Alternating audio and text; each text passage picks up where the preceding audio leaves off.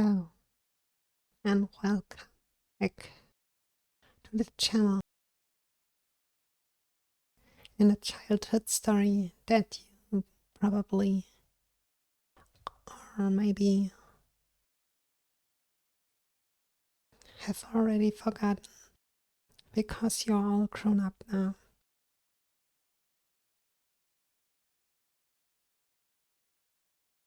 But every child is supposed to know Peter Pan. At least that is what the book says. It is cleverly making its point by the story itself. And it's a timeless classic.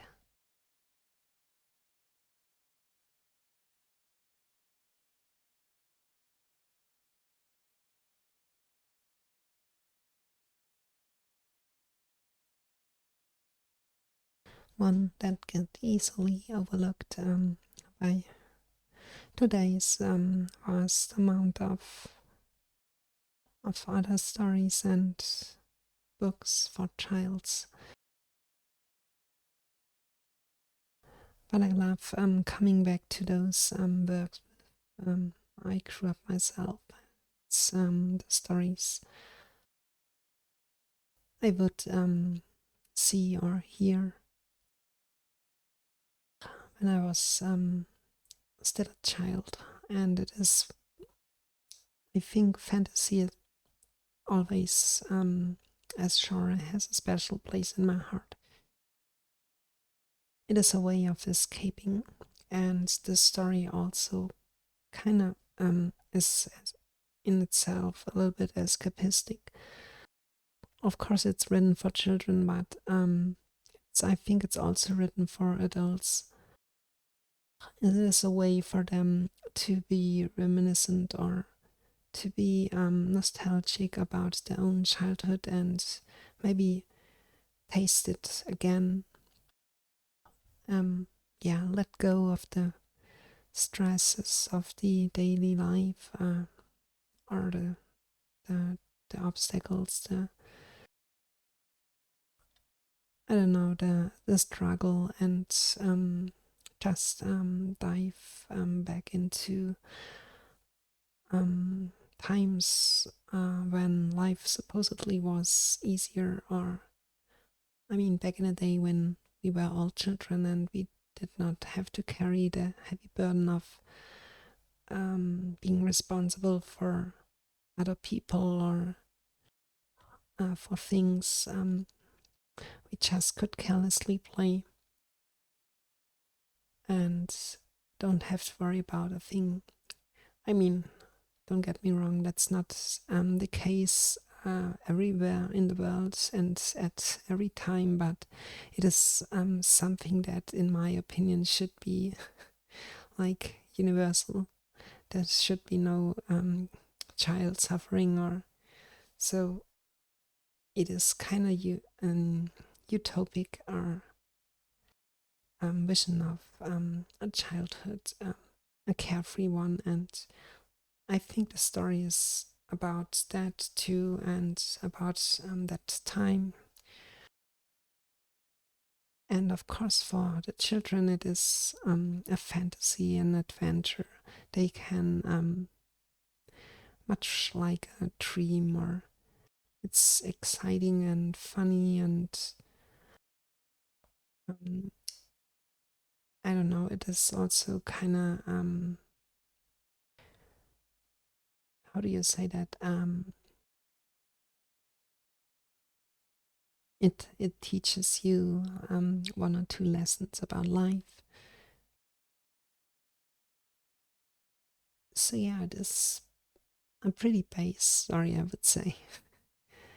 Of course, and I didn't say that in in the first episode. Of course, you have to take the work for what it is. It is, of course, a product of its time and society back in the day, in Europe or in the world in general. was not like today in the Western world. Um, so yeah, the of course you probably or most certainly could not write a book like this from today's perspective. But because it is an old work, and we can reflect on that with the knowledge of today and how society developed or has developed, and it is, I think, not a problem, at least if you are to some extent educated.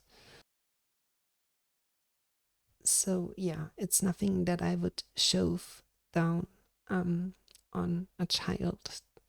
For example, the models of, I don't know, how a family should be, uh, or um, how the people in a family should fulfill their roles and behave, and what's not. There are more than one concept for that. So yeah, but it is what it is. We know that today, and are much more open-minded. At least I hope so. And yeah, take that into account when I read the story. Of course, it's not something that I want to promote. Um, I just read the story for the sake of the story, and not for, I don't know, educating some kind of political or worldview on. That is not what it is about. It is just a let's read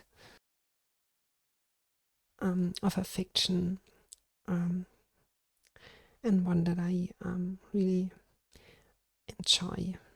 For example, like, I don't know, Treasure Island or Alice in Wonderland. I like those kind of stories.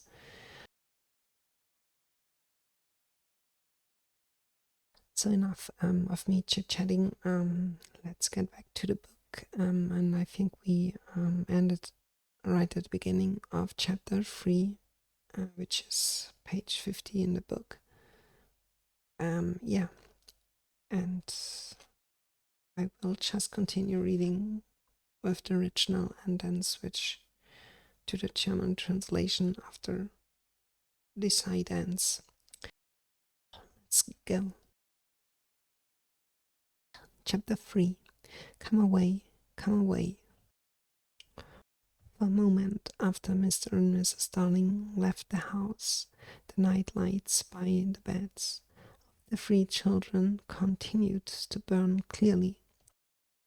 They were awfully nice little light lights, and one cannot help wishing that they could have kept awake to see Peter, but Wendy's light blinked and gave such a yawn that the other 2 yawned also, and before they could close their mouths, all the 3 went out.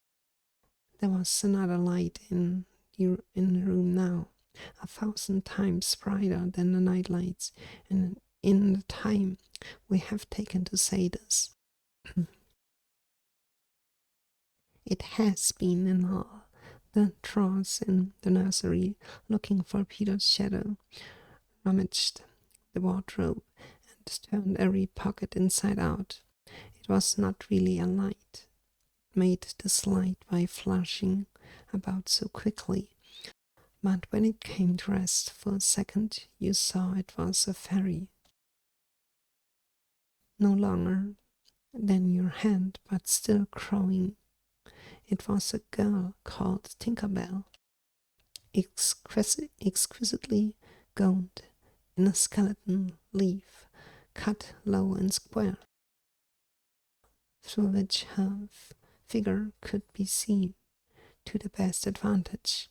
She was slightly inclined to point. Oh, I don't know what that means. A moment after the fairy's entrance, the window was blown open by the briefing of the little stars, and Peter dropped in. He had carried Tinkerbell part of the way, and his hand was still messy with the fairy dust. Tinkerbell, he called softly, after making sure that the children were asleep. Tink, where are you? She was in a jug for the moment, and liking it extremely. She had never been in a jug before. Kapitel 3. Kommt mit, kommt mit. Nachdem Mr. und Mrs. Darling das Haus verlassen hatten, brannten die Nachtlichter in den Betten der 3 Kinder noch für einen Augenblick hell weiter. Es war fürchterlich hübsche kleine Nachtlichter, und man kann einfach nicht anders, als sich zu wünschen, sie hätten wach bleiben können, um Peter zu sehen. Wendys Licht aber blinzelte und gähnte so laut, dass die anderen auch gehen mussten, und bevor sie ihre Münder wieder schließen konnten, gingen sie alle 3 aus. Oh God, I had to yawn. Sorry too. Jetzt war ein anderes Licht im Raum, das 1000-mal heller als die Nachtlichter war, und in der Zeit, die wir für diesen Satz gebraucht haben, war das Licht schon in allen Schubladen gewesen.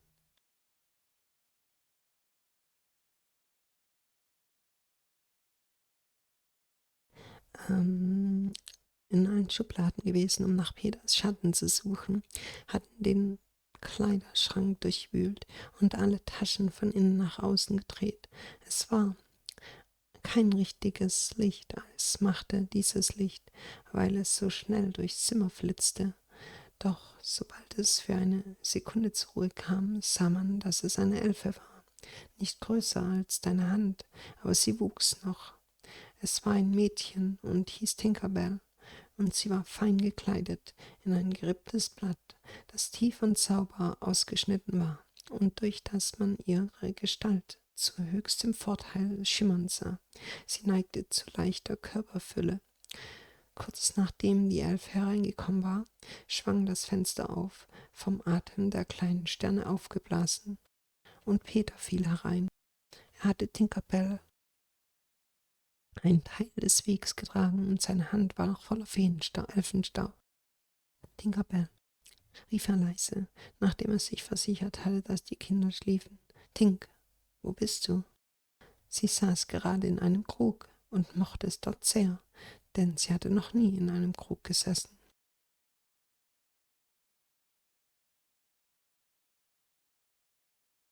Oh, do come out of that jug and tell me, do you know where they put my shadow? The loveliest tinkle as of golden bells answered him. It is the fairy language.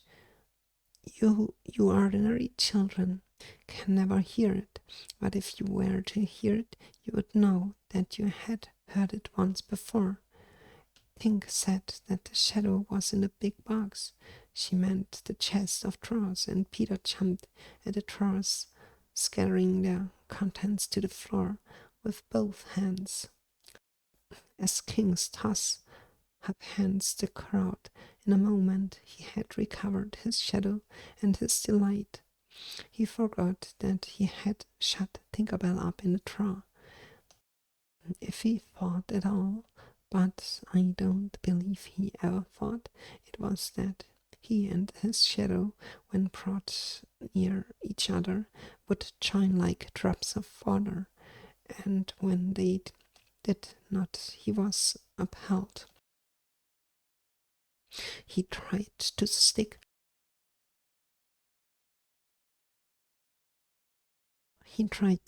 it on with soap from the bathroom, but that also failed.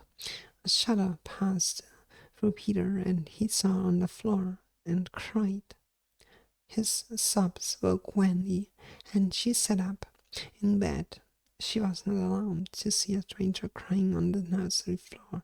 She was only pleasantly interested. Boy, she said courteously, why are you crying? Peter could be exceedingly polite also, having learned the grand manner of fairy ceremonies, and he rose and bowed to her beautifully.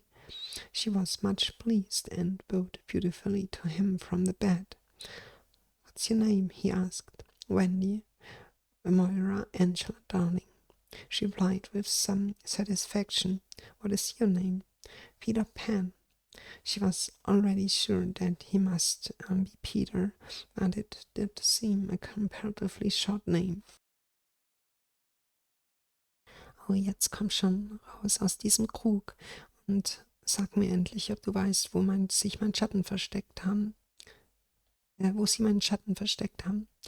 Ihm antwortete das hübscheste Schellen wie von goldenen Glöckchen.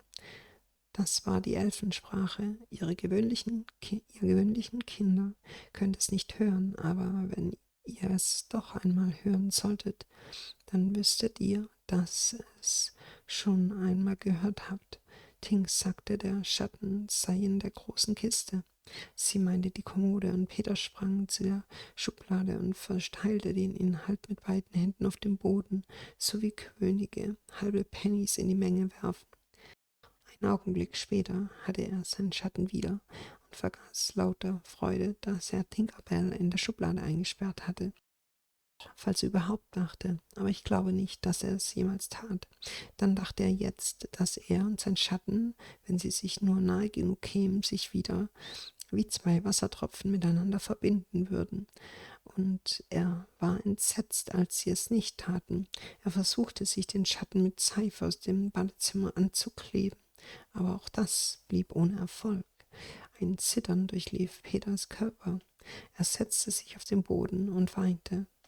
Sein Schluchzen weckte Wendy, und sie setzte sich in ihrem Bettchen auf. Es machte ihr keine Angst, einen fremden Jungen auf dem Boden weinen zu sehen. Sie war nur angenehm überrascht. »Junge«, sagte sie höflich, »warum weinst du?« Peter konnte ebenfalls überaus höflich sein, denn er hatte gutes Benehmen der alten Schule auf Elfenzeremonien gelernt. Also erhob er sich und verbeugte sich sehr artig vor ihr. Sie war sehr zufrieden und verbeugte sich vom Bett aus sehr artig vor ihm. »Wie heißt du?« fragte er. »Wendy Moira Angela, darling«, antwortete sie mit einiger Genugtuung. »Und wie heißt du?« »Peter Pan.« Sie wusste schon vorher, dass es Peter sein musste, aber dieser Name war nun doch ziemlich kurz. »Is that all?« »Yes«, he said rather sharply. He felt for the first time that it was a shortish name. I'm so sorry, said Wendy Moira Angela. It doesn't matter, Peter gulped. She asked where he lived. Second to the right, said Peter, and then straight on till morning. What a funny address. Peter had a sinking. For the first time he felt that perhaps it was a funny address. No, it isn't, he said. I mean, Wendy said nicely, remembering that she was hostess. Is that what they put on the letters? He wished she had not mentioned letters. Don't get any letters, he said contemptuously. But your mother gets letters? Don't have a mother, he said. Not only had he not no mother, but he had not the slightest desire to have one. He thought them very overrated persons. Wendy, however, felt at once that she was in the presence of a tragedy. Oh, Peter, no wonder you were crying, she said, and got out of bed and ran to him. I wasn't crying about mothers, he said rather indignantly. Oh God, I was crying because I can't get my shadow to stick on. Besides, I wasn't crying. It has come off. Yes. Then Wendy saw the shadow on the floor, looking so tracked, and she was frightfully sorry for Peter. How awful, she said, but she could not help smiling when she saw that he had been trying to stick it on with soap. How exactly like a boy. Ist das alles? Ja, sagte er scharf und hatte zum ersten Mal das Gefühl, dass es ein ziemlich kurzer Name war. Es tut mir leid, sagte Wendy Mora Angela. Ist nicht wichtig, schluckte Peter. Sie fragte ihn, wo er wohnte. Zweite rechts, antwortete er, und dann immer geradeaus bis zum Morgen. Was für eine komische Adresse. Peter sank der Mut. Zum ersten Mal hatte er das Gefühl, dass er womöglich eine komische Adresse hatte. Nein, ist es nicht, sagte er. Ich meine, sagte Wendy freundlich und sich erinnernd, dass sie die Gastgeberin war. Schreibt man das bei euch auf die Briefe? Er wünschte, sie hätte Briefe nicht erwähnt. Kriege keine Briefe, sagte er verächtlich. Aber deine Mutter bekommt Briefe. Er habe keine Mutter, sagte er. Nicht nur, dass er keine Mutter hatte, er verspürte auch keinerlei Wunsch, eine zu haben. Er war der Meinung, dass Mütter völlig überschätzte Personen sind. Wendy aber spürte sofort, dass sie sich in einer unmittelbaren Nähe eine Tragödie befand. Ach, Peter, kein Wunder, dass du geweint hast, sagte sie und kletterte aus ihrem Bett und rannte auf ihn zu. Ich habe nicht wegen eurer Mütter geweint, sagte er ziemlich empört. Ich habe geweint, weil mein Schatten nicht mehr hält. Außerdem habe ich gar nicht geweint. Er ist abgegangen? Ja. Dann sah Wendy den Schatten auf dem Boden liegen und wie dreckig er war, und Peter tat ihr furchtbar leid. Wie schrecklich, sagte sie, und aber musste trotzdem lächeln, als sie sah, dass er versucht hatte, ihn mit Seife anzukleben. Typisch Junge. Fortunately, she knew at once what to do. It must be soon on, she said, just a little patronizingly. What's soon? He asked. You're dreadfully ignorant. No, I'm not. But she was exulting in his ignorance. I shall sew it on for you, my little man, she said, though he was as tall as herself, and she got out her housewife and sewed the shadow on to Peter's foot. I dare say it will hurt a little, she warned him. Oh, I shan't cry, said Peter, who was already of opinion that he had never cried in his life, and he clenched his teeth and did not cry, and soon his shadow was behaving properly, though a little creased. Perhaps I should have ironed it, Wendy said thoughtfully, but Peter Borlike was indifferent to appearances, and he was now jumping about in the wildest glee. Alas, he had already forgotten that he owed his bliss to Wendy. He thought he had attached the shadow himself. How clever I am, he crowed rapturously. Oh, the cleverness of me. It is humiliating to have to confess that his conceit of Peter was one of his most fascinating qualities.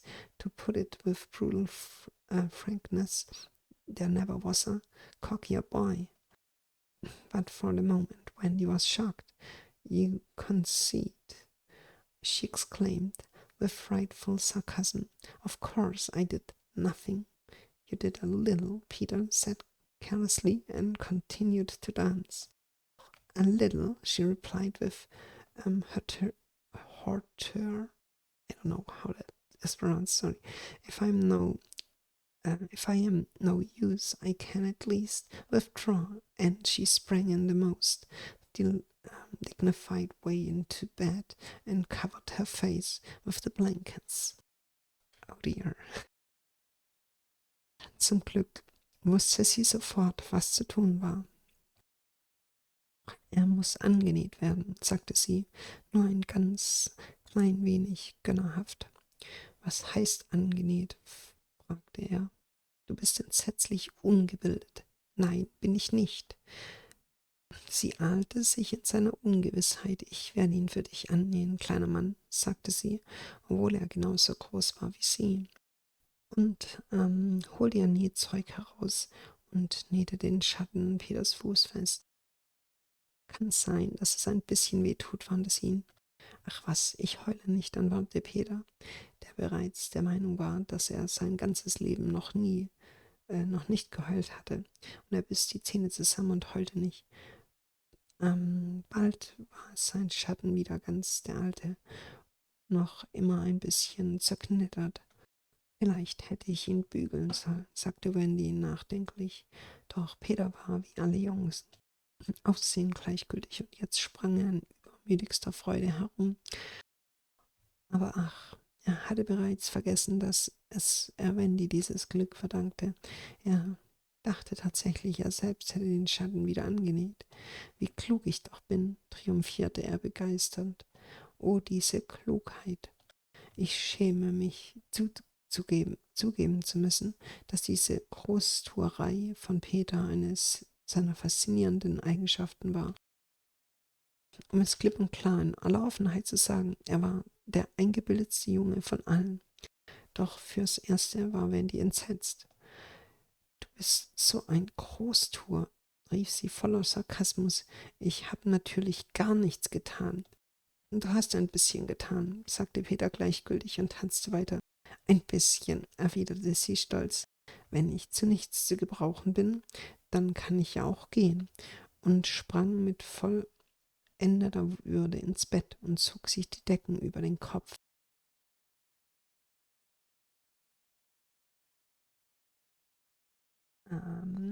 To induce her to look up, he pretended to be going away, and when this failed, he sat on the end of the bed and tapped her gently with his foot. »Wendy«, he said, »don't withdraw. I can't help crowing, Wendy, when I'm pleased with myself.«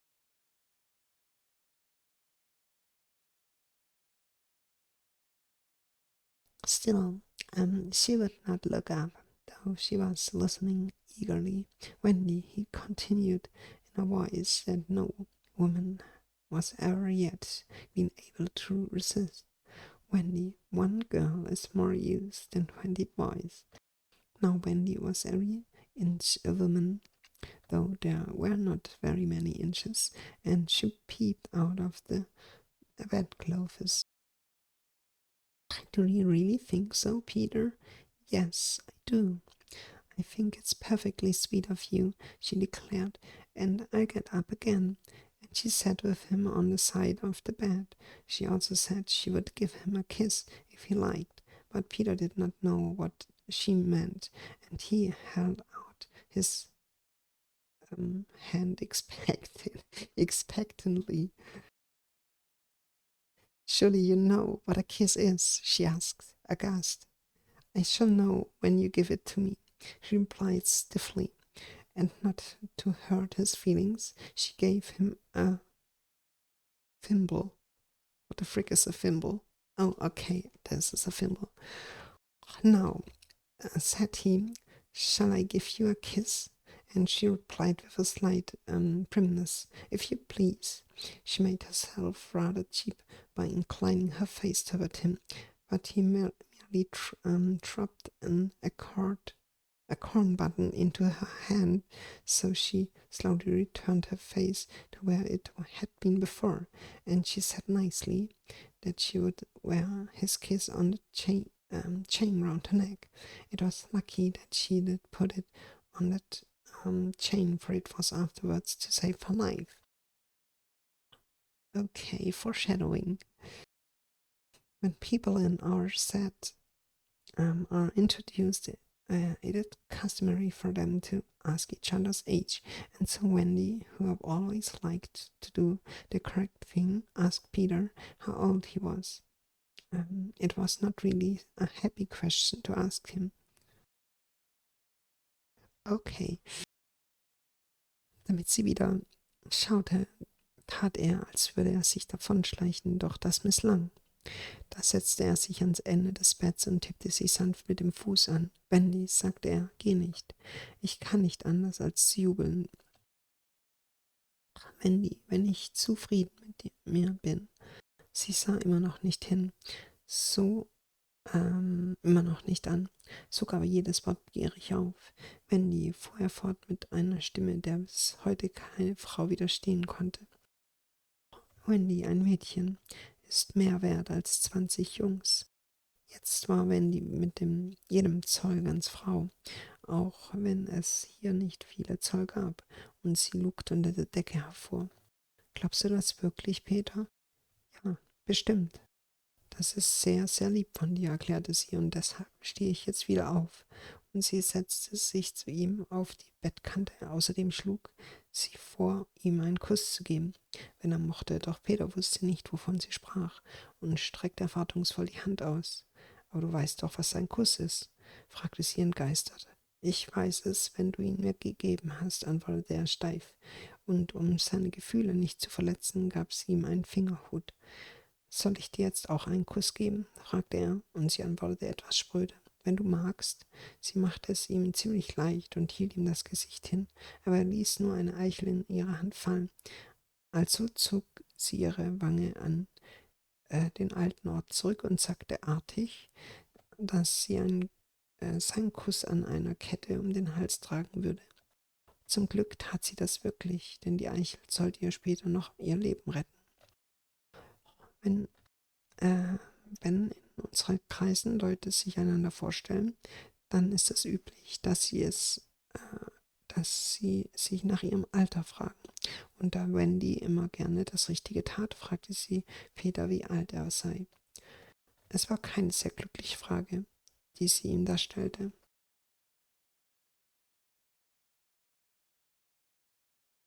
It was like an examination paper that asks grammar, when what you want to be asked is Kings of England.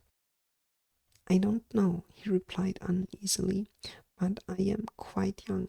He really knew nothing about it. He had merely suspicions, but he said at a venture,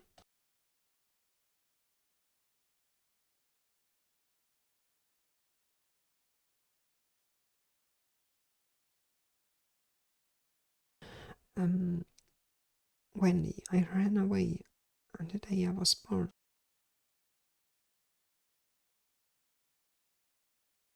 Wendy was quite surprised but interested, and she indicated in the charming drawing-room manner by a touch on her nightgown that he could sit near her.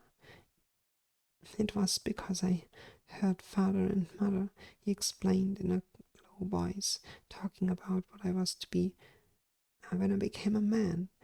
He was extraordinarily agitated now. I don't want ever to be a man, he said with passion. I would always be a little boy and to have fun. So I ran away to Kensington Gardens and lived a long, long time among the fairies. She gave him a look of the most intense admiration, and he thought it was because he had run away, but it was really because he knew fairies. Wendy had lived such a home life that to know fairies struck her as quite delightful. She poured out questions about them, to his surprise, for they were rather a nuisance to him, getting in his way and so on, and indeed he sometimes had to give them a hiding. Still he liked them on the whole, and he told her about the beginning of fairies. You see, Wendy, when the first baby laughed for the first time, its laugh broke into 1,000 pieces, and they all went skipping about, and that was the beginning of fairies. Tedious talk this, but being a stay at home, she liked it. And so he went on good-naturedly.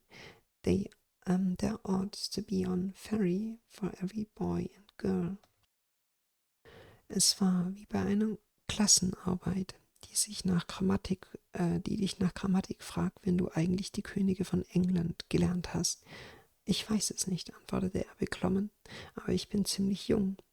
Er hatte in Wirklichkeit überhaupt keine Ahnung, nur eine vage Verdacht, aber er sagte auf gut Glück: »Wendy, ich bin weggelaufen an dem Tag, als ich geboren wurde.« Wendy war einigermaßen überrascht, aber interessiert, und ganz nach Art feiner Salonmanieren bedeutete sie ihm eine Berührung ihres Nachthemds, dass er noch näher rücken solle. Das war, erklärte er mit leiser Stimme, weil ich Vater und Mutter darüber sprechen hörte, was ich werden soll, wenn ich erwachsen bin. Er war jetzt mächtig aufgewühlt. »Ich will aber nie erwachsen werden«, sagte er in heftiger Erregung. »Ich will immer ein kleiner Junge bleiben und Spaß haben.« Also bin ich weggelaufen nach Kensington Gardens und habe lange, lange bei den Elfen gelebt. Sie schaute ihn mit allergrößter Bewunderung an, und er glaubte, es sei, weil er weggelaufen war, aber in Wirklichkeit war es, weil er Bekanntschaft mit den Elfen hatte. Wendy hatte bislang ein so häusliches Leben gehabt, dass es ihr ganz wunderbar vorkam, Elfen zu kennen. Sie überschüttete ihn mit Fragen, was ihn überraschte, denn für ihn waren es ziemliche Quälgeister, die ihm ständig im Weg waren und so weiter, und tatsächlich musste er ihnen manchmal eine ordentliche Tracht Prügel verpassen. Trotzdem mochte er sie im Großen und Ganzen, und er erzählte ihr vom Ursprung der Elfen. »Weißt du, Wendy, als das erste Baby zum ersten Mal lachte, zersprang sein Lachen in 1000 Stücke, und die hüpften dann alle in der Gegend herum, und das ist der Ursprung der Elfen.« Langweiliges Gerede, doch weil sie so ein Stubenhocker war, gefiel es ihr trotzdem. Und deshalb sollte es, er fuhr freundlich fort, für jeden Jungen und jedes Mädchen eine Elfe geben.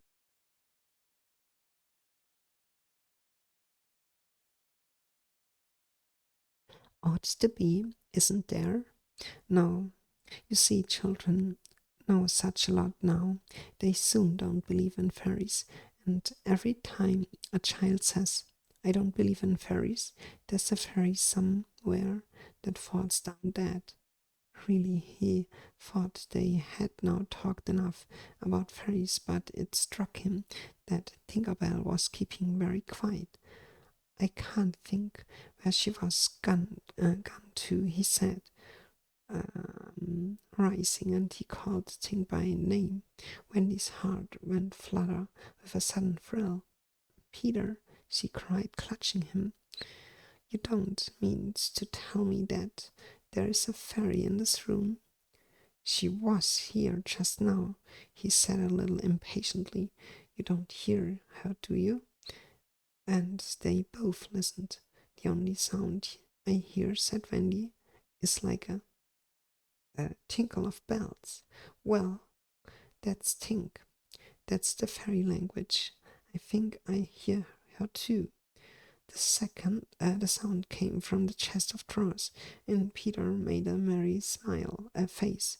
No one could ever look quite so merry as Peter, and the loveliest of gurgles was his laugh. He had his first love still. Okay, Wendy B whispered gleefully, "I do believe I shut her up in the drawer."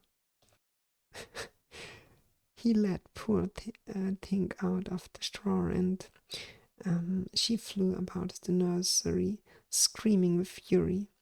You shouldn't say such things," Peter retorted. "Of course I'm very sorry, but how could I know you were in the drawer?" Wendy was not listening to him. "Oh, Peter," she cried, "if she would only stand still and let me see her."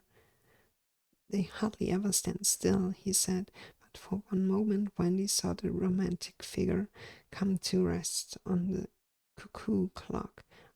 "Oh, the lovely," she cried, though Tink's face was still distorted with passion. Okay, sollte es. Ist es nicht so? Nein, weißt du, Kinder wissen heute eine solche Menge, dass sie schon früh nicht mehr an Elfen glauben. Und jedes Mal, wenn ein Kind sagt, ich glaube nicht an Elfen, dann fällt eine Elfe tot zu Boden. Er meinte, sie hätten nun wirklich genug über Elfen gesprochen. Außerdem kam ihm plötzlich in den Sinn, dass Tinker Bell sehr ruhig war. "Ich weiß einfach nicht, wo sie abgeblieben ist", sagte er, stand auf und rief Tink beim Namen.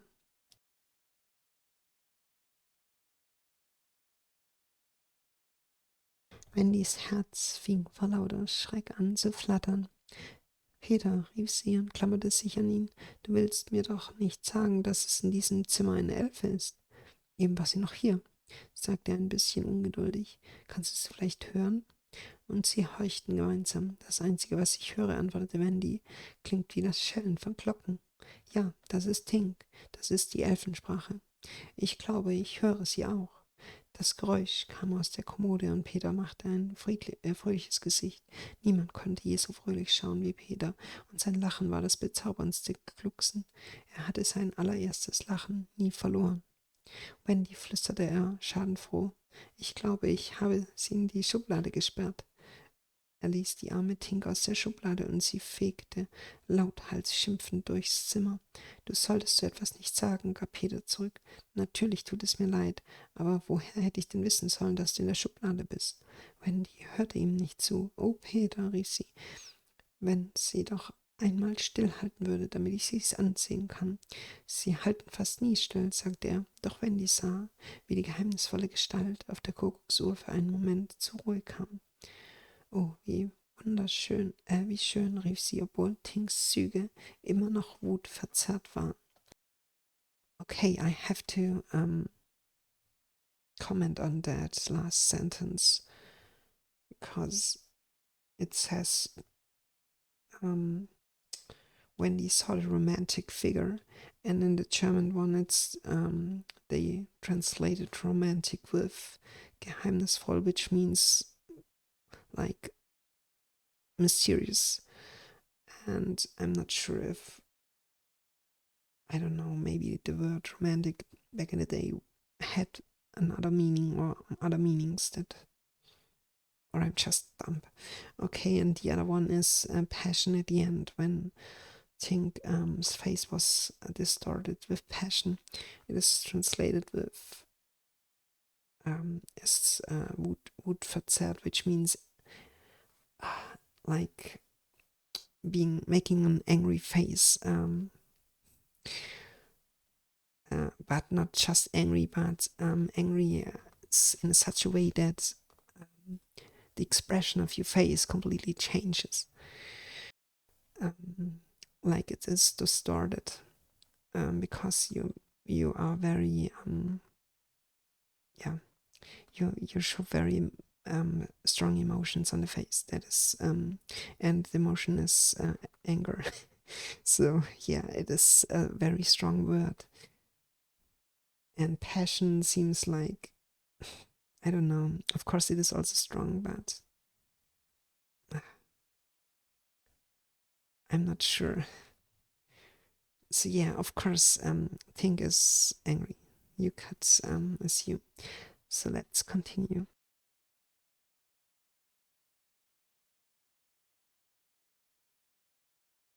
Tink, said Peter, amiably. Amiably. I hope I pronounce it correctly.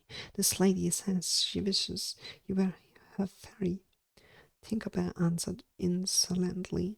What does she say, Peter? He said he had to translate. She is not very polite. She says you are a great ugly girl and that she is my fairy. He tried to argue with Tink. You know, you can't be my fairy, Tink, because I am a gentleman and you are a lady. To this, Tink replied in these words, you silly... Okay, this is not a child story anymore. You silly ass. And disappeared into the bathroom. She's quite a common fairy. Peter explained apologetically. She's called Tinkerbell because she mends the pots and kettles. They were together in the armchair by this time, and Wendy applied him with more questions. Questions. If you don't live in Kensington Gardens now, sometimes I do still. But where do you live mostly now? With the Lost Boys. Who are they? They are the children who fall out of the, what the hell, perambulators when the nurse is looking the other way. If they are not claimed in 7 days, they are sent far away to the Neverland to defray expenses. I am captain. What fun it must be. Yes, said cunning Peter, but we are rather lonely. You see, we have no female companionship. Are none of the others girls? Oh no, girls, you know, are much too clever to fall out of their prams. Okay. Yes. Oh, let's see. I got distracted.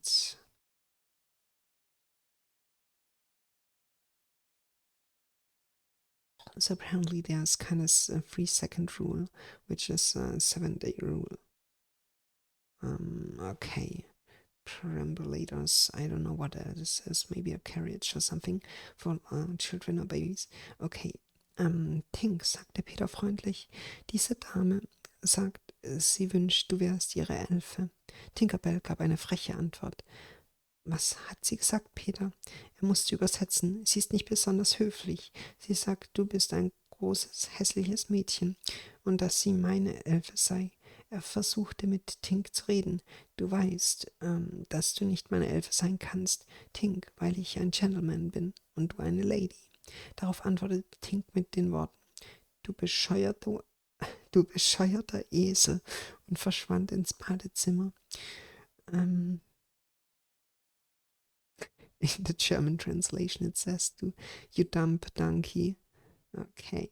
Sie ist eine ziemlich gewöhnliche Elfe, erklärte Peter entschuldigend. Sie heißt Tinkerbell, die Kesselflickerin, weil sie Töpfe und Kessel repariert. Inzwischen saßen die beiden zusammen im Lehnstuhl und Wendy überhäufte ihn mit weiteren Fragen. Wenn du jetzt nicht mehr in den Kensington Gardens wohnst, manchmal wohne ich da immer noch, aber wo wohnst du die meiste Zeit? Bei den verlorenen Jungs. Wer ist das? Das sind Kinder, die aus dem Kinderwagen fallen, wenn die Amme nicht hinzieht. Wenn sie nach 7 Tagen keiner abholt, schickt man sie weit weg ins Niemalsland, um für die Kosten aufzukommen. Ich bin der Anführer. Das macht bestimmt viel Spaß. Ja, sagte Peter mit verschlagenem Gesicht, aber wir sind ziemlich einsam. Wir haben einfach keine weibliche Gesellschaft, weißt du? Es gibt keine Mädchen bei euch. Oh nein, nein, Mädchen sind viel zu schlau, um aus einem Kinderwagen zu fallen, weißt du.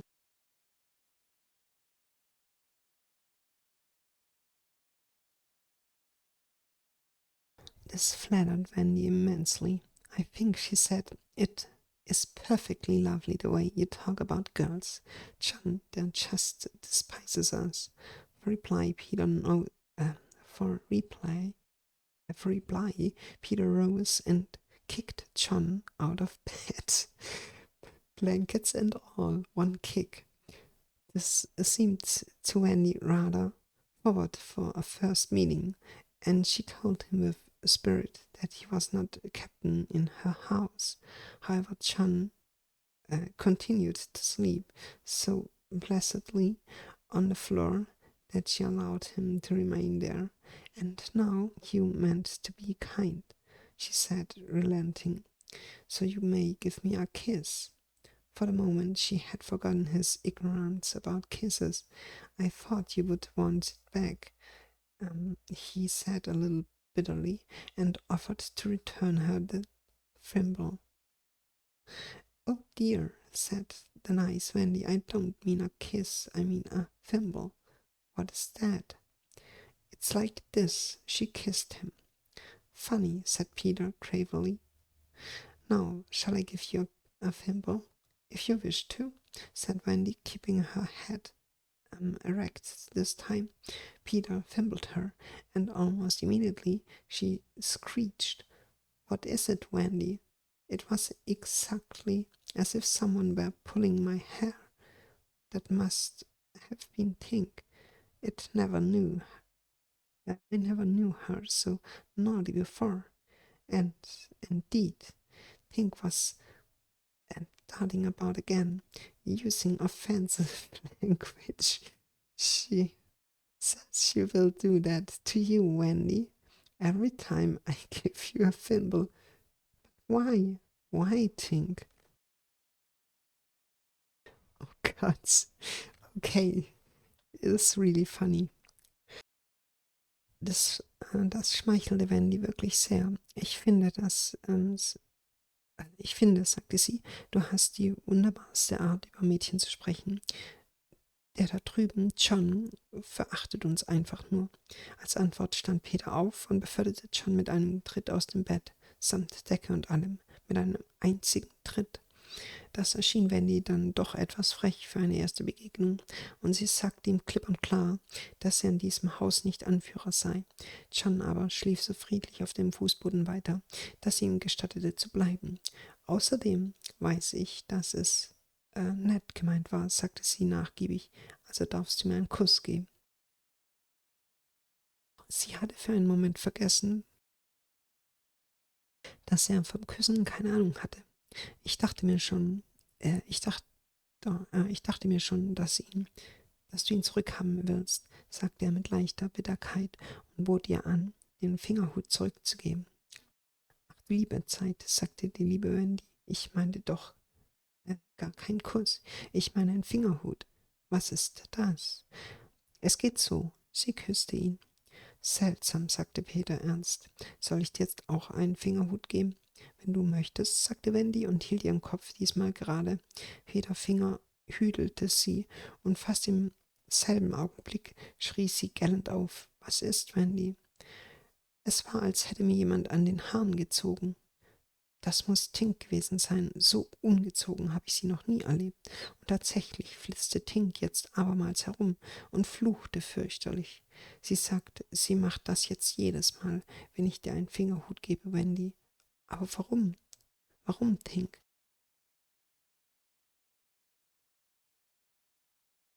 Again, Tink replied, You silly ass. Peter could not understand why, but Wendy understood, and she was just slightly disappointed when he admitted that he came to the nursery window, not to see her, but to listen to stories. You see, I don't know any stories. None of the lost boys know any stories. How perfectly awful, Wendy said. Do you know?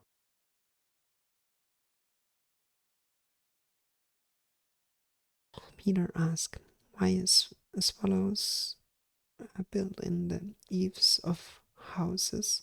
It is to listen to the stories. Oh, Wendy, your mother was telling you such a lovely story. Which story was it? About the prince who couldn't find the lady who wore the glass slipper. Okay, Peter, said Wendy excitedly, that was Cinderella, and he found her, and they lived happily ever after. Peter was so glad that he rose from the floor where they had been sitting and hurried to the window. Where are you going? She cried with misgiving.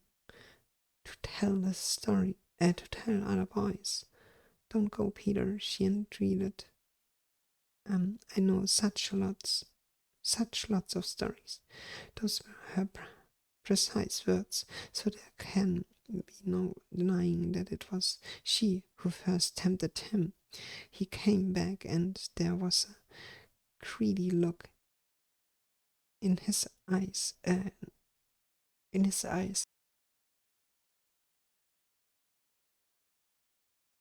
Sorry, I have to yawn all the time.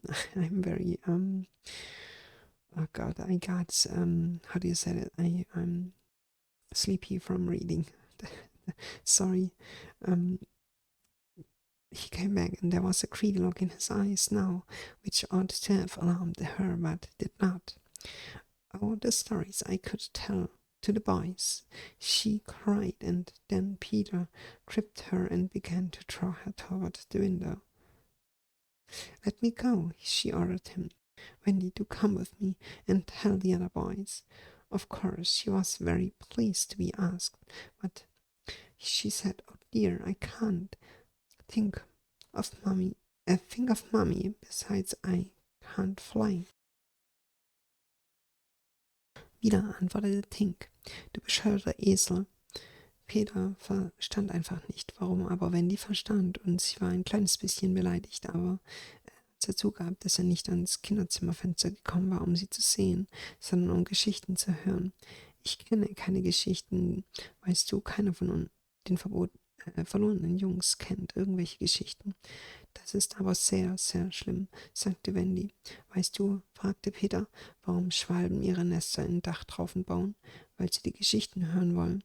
„Oh, Wendy, deine Mutter hat dir so eine schöne Geschichte erzählt." „Welche Geschichte war das?" „Von dem Prinzen, der das Mädchen mit den gläsernen Schuh nicht finden konnte." „Peter", sagte Wendy aufgeregt, „das war Aschenputtel, und er fand sie, und sie lebten glücklich bis ans Ende ihrer Tage." Peter war so froh, dass er vom Boden aufsprang, wo sie zuletzt gesessen hatten, und zum Fenster eilte. „Wo willst du hin?" rief sie misstrauisch. „Den anderen Jungs davon erzählen." „Geh nicht, Peter", flehte sie ihn an. „Ich kenne so viele Geschichten." Das waren ihre Worte. Es kann also niemand bestreiten, dass sie es war, die ihn zuerst in Versuchung führte. Er kam zurück, und in seinen Augen lag eine Gier, die sie hätte warnen müssen, aber es nicht tat. „Ach, was könnte ich den Jungs Geschichten erzählen?" rief sie. Dann packte Peter sie und begann sie zum Fenster zu ziehen. „Lass mich los", befahl sie ihm. „Wendy, bitte, komm mit mir und erzähl den anderen Jungs." Natürlich gefiel es ihr sehr, dass er sie fragte, aber sie antwortete: „Oh je, ich kann nicht. Denk nur an Mama, außerdem kann ich nicht fliegen."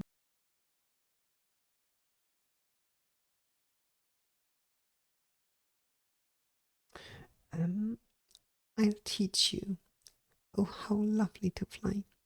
I'll, I'll teach you how to jump on the wind's back, and then away we go."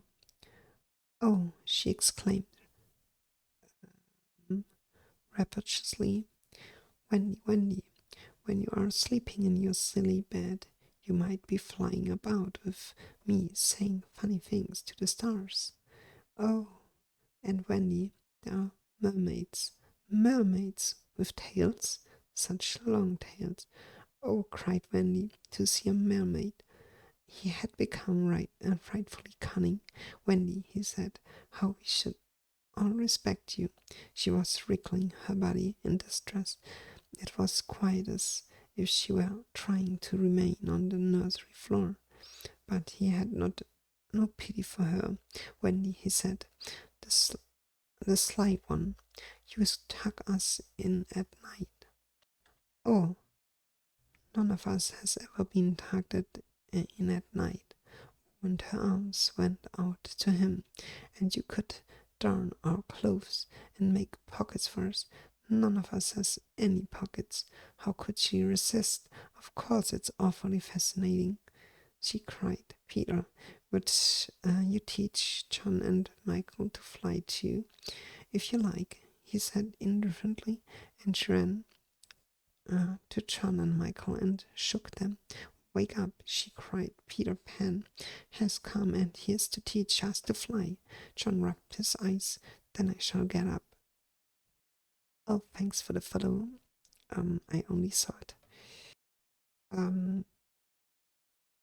"Wake up," she cried. "Peter Pan has come, and he is to teach us to fly." John rubbed his eyes. "Then I shall get up," he said. Of course, he was on the floor already. "Hello," he said, "I am up." "Ich bring es dir bei. Ach, wie schön ist Fliegen. Ich bring dir bei, wie man den Wind auf den Rücken springt, und dann fliegen wir los." Rief sie begeistert. "Wendy, Wendy, statt in deinem dummen Bett zu schlafen, könntest du mir durch die Luft fliegen und den Sternen lustige Dinge sagen." Und es gibt Meerjungfrauen, Wendy." "Meerjungfrauen? Mit Schwänzen, mit wunderbar langen Schwänzen." Rief Wendy, "endlich eine Meerjungfrau sehen." Peter war jetzt fürchterlich gerissen. "Wendy", sagte er, Wir würden alle großen Respekt vor dir haben. Sie wand sich vor Entscheidungsnot. Es war, als würde sie gerade noch versuchen, auf dem Boden zu bleiben. Doch er hatte kein Mitleid mit ihr. Wendy, sagte er verschmitzt, du könntest uns abends schön warm zudecken. Keiner von uns ist abends je warm zugedeckt worden. Oh, und sie streckte die Arme nach ihm aus. Und du könntest unsere Kleider stopfen und Hosentaschen für uns annähen. Keiner von uns hat irgendwelche Hosentaschen. Wie konnte sie denn dem widerstehen? Es ist natürlich furchtbar verlockend, rief sie. Peter, würdest du John und Michael auch das Fliegen beibringen? Wenn du willst, sagte er gleichgültig, und sie lief zu John und Michael und schüttelte sie. Wacht auf, rief sie. Peter Pan ist hier und bringt uns das Fliegen bei. John rieb sich die Augen. Dann stehe ich jetzt auf, sagte er. Natürlich saß er längst auf dem Boden. Hallo? Rief er. Ich bin ja schon lange auf. Okay, it's getting better. Michael was up by this time also, looking as sharp as a knife, with 6 blades and a saw, but Peter suddenly signed silence. Their faces assumed the awful craftiness of childish listening for sounds from the grown-up world. Yeah, I know that. All was still as salt. Then everything was right. No, stop. Everything was wrong. Nana, who had been barking distressfully all the evening, was quiet now. It was her silence that they had heard. Out with the light. Hide, quick, cried John, taking command for the only time throughout the whole adventure. And thus when Lisa entered, holding Nana, the nursery seemed quite its old self, very dark, and now you could have sworn you heard its 3-wicked inmates breathing angelically, as they slept. They were really doing it artfully from behind the window curtains.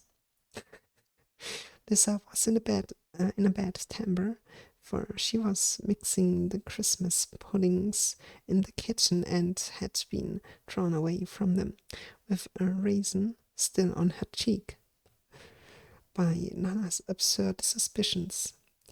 She thought the best way of getting a little quiet was to take Nana to the nursery for a moment, but in custody, of course. There, you suspicious brute, she said, not sorry that Nana was in disgrace. They are perfectly safe, aren't they? Every one of the little angels sounds asleep in bed. Listen to their gentle breathing.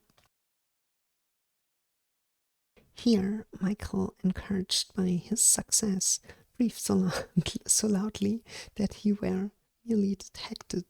Nana knew that kind of breathing, and she tried to drag herself out of Lissa's clutches. But Lissa was dense.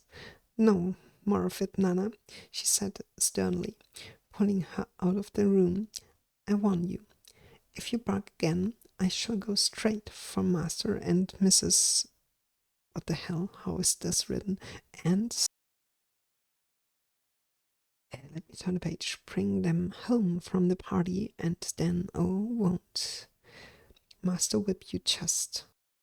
Oh God.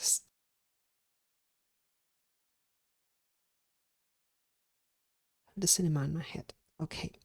Inzwischen war auch Michael wach und sah sich um, mit Augen so scharf wie eine Säge und ein Messer mit 6 Klingen. Doch plötzlich bedeutete ihn Peter, still zu sein. Ihre Gesichter nahmen einen ungeheuer durchtriebenen Ausdruck an, typisch für Kinder, die auf Geräusche aus der Erwachsenenwelt lauschten. Alles war still, wie ein Salzwerk. Dann war alles wieder in Ordnung. Nein, halt, nichts war in Ordnung, denn jetzt war Nana still, die den ganzen Abend über elendig gebellt hatte. Es war ihr Schweigen, das sie gehört hatten. »Macht das Licht aus, versteckt euch, schnell«, rief John und übernahm das erste und einzige Mal während des gesamten Abenteuers das Kommando. Und also schien das Kinderzimmer als Lisa mit der Hund hereinkam, ganz das Alte zu sein. Sehr dunkel, und man hätte schwören können, dass 3 ungezogene Bewohner wie Engel atmen zu hören, während sie schliefen. Es war ein echtes Kunststück, wie sie das hinter den Fenstervorhängen taten. Lissa hatte schlechte Laune, denn sie war gerade dabei gewesen, in der Küche den Plum-Pudding anzurühren, und eine Rosine hing ihr noch an der Wange, als Nana sie mit ihren absurden Verdächtigungen von dort weglockte. Der beste Weg, um endlich etwas Ruhe zu haben, dachte sie, war Nana unter Aufsicht natürlich für einen Moment ins Kinderzimmer zu lassen. »Hier, du misstrauisches Vieh«, sagte sie ohne Mitgefühl, dass Nana in Ungnade gefallen war. »Sie sind hier ganz in Sicherheit oder etwa nicht. Schlafen tief und fest in ihren Betten. Die kleinen Engel. Höre doch, wie sanft sie atmen.« An dieser Stelle atmete Michael, ermutigt vom Erfolg, so laut, dass sie fast entdeckt worden wären. Nana kannte dieses Atmen, und sie versuchte, Lissas hartem Griff zu entkommen. Aber Lissa war schwer von Begriff. Ich will, oh Gott, sorry, ich will nichts. She was what?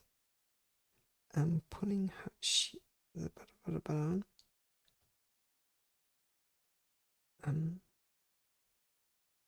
Lissa was dance. Okay, that is what dance mean. Is rather, okay. Aber Lissa war schwer von Begriff. Ich will nichts mehr darüber hören, sagte sie streng und zog sie aus dem Zimmer. Ich warne dich, wenn du noch einmal bellst, gehe ich sofort rüber zu dem gnädigen Herrn und gnädiger Frau und hole sie nach Hause vom Fest, und dann, oho, setzt es Prügel vom Herrn, jawohl. Der translation kills me. Okay. She tried to unhappy dog up again. But do you think Nana ceased to bark, bring Master and Mrs. home from the party? Why, that was just what she wanted. Do you think she cared whether she was whipped, as long as her charges were safe? Unfortunately, Lissa returned to her puddings, and Nana, seeing no help would come from her, strained at the chain until last she broke it. In another moment she had burst into the dining room of 27 and flung up her pawns to heaven. Her most expressive way of making a communication. Mr. and Mrs. Darling knew at once that something terrible was happening in their nursery, and without a goodbye to their hostess, they rushed into the street. While it was now then 10 minutes since 3 Scrontles had been breathing behind the curtains, and Peter Pan can do a great deal in 10 minutes. We now return to the nursery. It's all right, John announced, emerging from his hiding place. I say, Peter, can you really fly? Instead of troubling to answer him, Peter flew around the room, taking in the mantelpiece on the way. How topping, said John and Michael. How sweet, cried Wendy. Yes, I'm sweet. Oh, I'm sweet, said Peter. Oh God, I mispronounced it so badly. Sorry. Forgetting his manners again. It looked delightfully easy, and they tried it first from the floor and then from the beds, but they always went down instead of up. I say, how do you do it? Asked John, rubbing his knee. He was quite a practical boy. Oh God, I get flashbacks of the Disney movie when I read this. Okay. And by Disney movie, I mean the old cartoon. I never watched another one, actually, besides the one with Robin Williams. Robin Williams, I guess it was. And, of course, The Enemy, which was really good.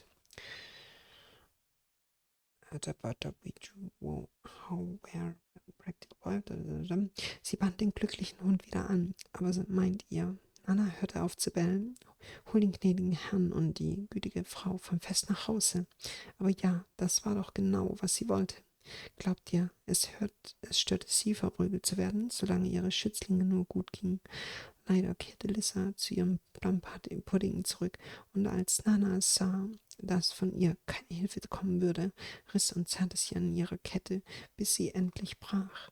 Einen Augenblick später stürzte sie auch schon in den Salon von Nummer 27 und warf die Pfoten gen Himmel. Ihr allerstärkste Geste, um etwas Wichtiges zu sagen. Mr. und Mrs. Darling wussten sofort, dass im Kinderzimmer etwas Schreckliches geschah, und sie stürmten auf die Straße, ohne sich von ihrer Gastgeberin zu verabschieden. Doch seit die drei Halunken hinter den Gardinen geatmet hatten, waren 10 Minuten vergangen, und Peter Pan kann viel in 10 Minuten. Wir kehren ins Kinderzimmer zurück. Alles in Ordnung, verkündete John und kroch aus seinem Versteck. Sag mal, Peter, kannst du wirklich fliegen? Statt sich die Mühe zu machen, ihm zu antworten, flog Peter ein paar Mal im Zimmer herum und landete zwischendurch auf dem Kaminsims. Wie super, sagten John und Michael. Wie süß, rief Wendy. Ja, ich bin süß, oh, ich bin so süß, sagte Peter und vergaß schon wieder seine Manieren. Es sah so herrlich leicht aus, und sie versuchten es vom Fußboden. Erst vom Fußboden, dann von den Betten, aber jedes Mal ging es nach unten, nicht nach oben. Sag mal, wie machst du das? Fragte John und rieb sich das Knie. Er war ein praktisch veranlagter Junge.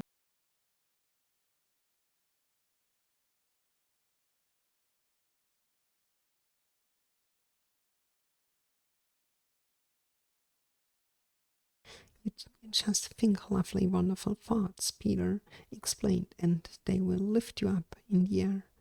He showed them again. You're so nippy at it, John said. Couldn't you do it very slowly once? Peter did it, but slowly and quickly. I've got it now, Wendy, cried John, but soon he found he had not. Not one of them could fly an inch, though even Michael was in words of 2 syllables, and Peter did not know A from Z. Of course, Peter had been trifling with them, for no one can fly unless the fairy dust has been blown on him. Fortunately, we have mentioned one of his hands was messy with it, and he blew some on each of them with the most superb results. Now just wriggle your shoulders this way, he said, and let go. They were all on their beds, and gallant Michael let go first. He had not quite meant to let go, but he did it, and immediately he was borne across the room. I flew, he screamed, while still in mid-air. John let go and met Wendy near the bathroom. Oh, lovely, oh, ripping. Look at me, look at me, look at me. They were not nearly so elegant as Peter.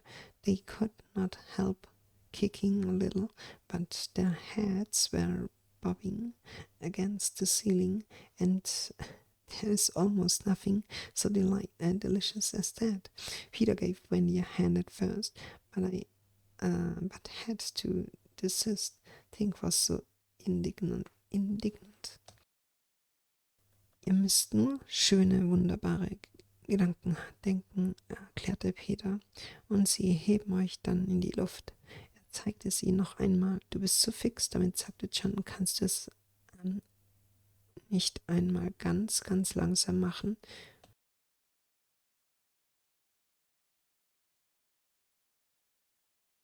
Oh Gott, die yawning attacks. Peter machte es langsam und schnell. Jetzt hab ich's. Wendy, rief John. Dann aber fand aber bald heraus, dass er es nicht hatte. Keiner von ihnen konnte auch nur einen Zoll hochfliegen, obwohl Michael sogar schon Wörter mit 2 Silben lesen, Peter aber nicht einmal A von einem Z unterscheiden konnte. Natürlich hatte Peter nur sein Spiel mit ihnen getrieben, denn keiner kann fliegen, wenn er nicht mit Elfenstaub bepustet wurde. Zum Glück war seine Hand, wie schon gesagt, noch voller Elfenstaub und er blies ein bisschen davon auf jedes der 3 Kinder, und zwar mit prächtigem Ergebnis.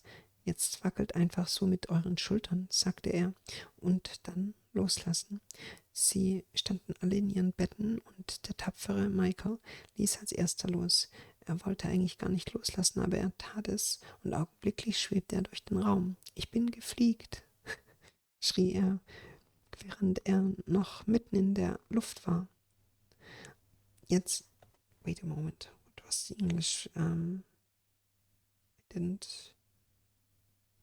I could not fly, blah, blah, blah. I flew. Ah, okay. Okay, I got it. Während er noch mitten in der Luft war. Jetzt flog auch John und begegnete Wendy in der Nähe des Badezimmers. Oh, wie schön, toll, schau mal, schau mal, schau mal. Sie flogen nicht halb so elegant wie Peter, und sie strampelten noch etwas, aber ihre Köpfe stießen rumpelnd an die Decke. Und eigentlich gibt es doch nichts Köstlicheres als das. Zuerst nahm Peter Wendy bei der Hand, doch er musste es wieder lassen. Tink war so entrüstet.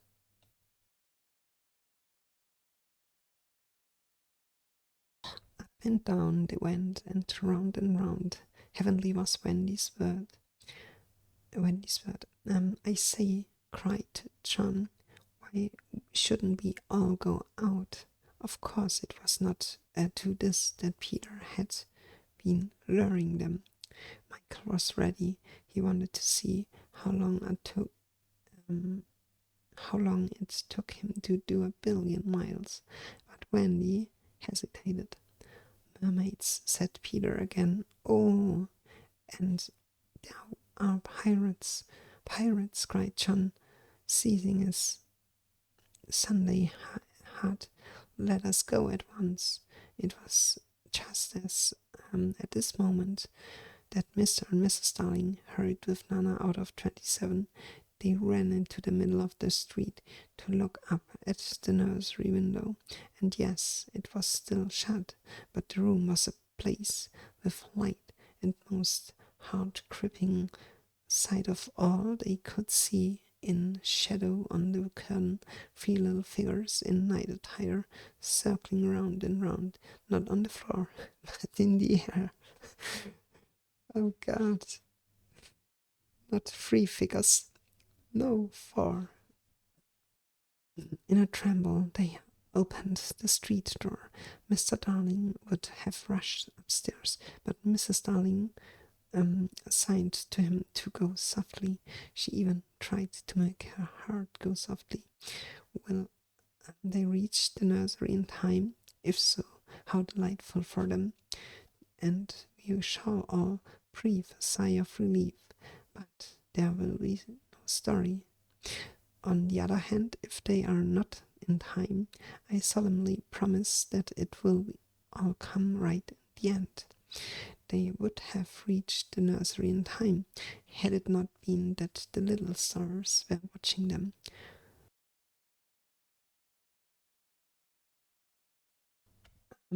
Sie flogen rauf und runter, quer durchs Zimmer rundherum. Wendys Wort dafür war himmlisch. Sagt mal, rief John, warum fliegen wir nicht alle mal nach draußen? Natürlich war es das, wo Peter sie die ganze Zeit hinlocken wollte. Michael war bereit, er wollte unbedingt wissen, wie lange er brauchte, um 1 Milliarde Meilen zu fliegen, aber Wendy zögerte. Mehr Jungfrauen, sagte Peter noch einmal. Und es gibt Piraten. Piraten, schrie John und griff nach einem Sonntagshut. Lasst uns sofort losfliegen. Just in diesem Augenblick eilten Mr. und Mrs. Darling mit Nana aus Nummer 27. Sie rannten mitten auf die Straße zum Kinderzimmerfenster hochzuschauen. Und ja, es war noch verschlossen, aber der Raum stand vor Licht in Flammen, und ließ ihnen das Herz fast stehen blieben. Und was ihnen das Herz fast stehen blieben ließ, Als Schatten auf der Gardine konnten sie 3 kleine Gestalten im Nachthemd erkennen, die im Zimmer hin und her flitzten, aber nicht auf dem Boden, sondern in der Luft. Nicht 3 Gestalten, 4. Zitternd öffneten sie die Haustür. Mr. Darling wäre die Treppe hinaufgestürmt, aber Mrs. Darling machte ihm ein Zeichen, dass er leise gehen soll. Sie versuchte sogar, ihr Herz leise schlagen zu lassen. Würden sie das Kinderzimmer rechtzeitig erreichen? Wenn ja, wie wunderbar für sie, und wir werden alle einen Seufzer der Erleichterung tun, denn dann aber gibt es keine Geschichte. Sollten sie freilich nicht schnell genug sein, dann verspreche ich hoch und heilig, dass am Ende alles wieder gut wird. Sie hätten das Kinderzimmer rechtzeitig erreicht, wenn die kleinen Sterne sie nicht die ganze Zeit beobachtet hätten.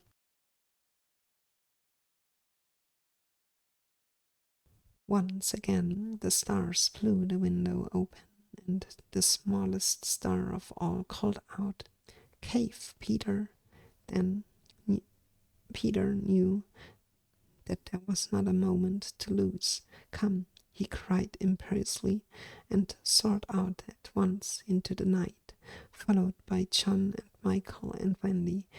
Mr. and Mrs. Darling and Nana rushed into the nursery. Too late. The birds were flown. Noch einmal bliesen sie das Fenster auf, und das kleinste aller Sterne schrie: "Achtung, Peter!" Da wusste Peter, dass sie keinen Moment mehr zu verlieren hatten. "Komm", rief er gebieterisch und schwang sich geradewegs hinaus in die Nacht, gefolgt von John und Michael und Wendy. Mr. und Mrs. Darling und Nana stürmten ins Zimmer. Zu spät, die Vögel waren ausgeflogen.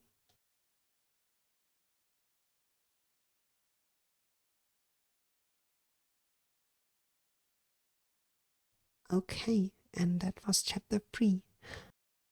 And I think, I cannot do another one because of time and of my voice, which is, compared to yesterday, it's a mess. So yeah, but we already, today we read 30 pages. I didn't know the story is that short, to be honest. So I will continue reading it this week, I guess, until Friday, maybe also Friday, I'm not sure. Maybe sometimes at the weekends. I want to finish this book. I want to read it, and I don't want to put it, I don't know, back in the shelf, or to forget it there, or to not touch it for a long time, because I have a bad habit of doing this with books, starting books and not finishing them. That's something that I'm good at. It's the same with movies and series and games and everything that I basically do. So I have to not force, but I have to be a little bit of self-discipline to get through this story. But it is very delightful, and because I have the translation, it helps me a lot with understanding everything and keep track of what is happening. So yeah, I hope you like the story so far, and we will continue tomorrow, hopefully with a better story and with me not yawning all the time. So yeah, it's good to be back at the stream. I missed it also, or two. And I will get back in time to the games when I feel like it. Right now they are just a little bit intimidating, especially Baldur's Gate 3. It is not a bad game. by no means it is a very good game, but it is frightening for me at the same time because there are so many things that you can do in the game. It is, yeah, it is too many things. It's just a little bit intimidating, so I will get back to the game, of course, but I will do um, do it slowly and yeah, in small steps, come back to streaming games, I guess. But for now, we will keep reading, as it is what I enjoy doing right now.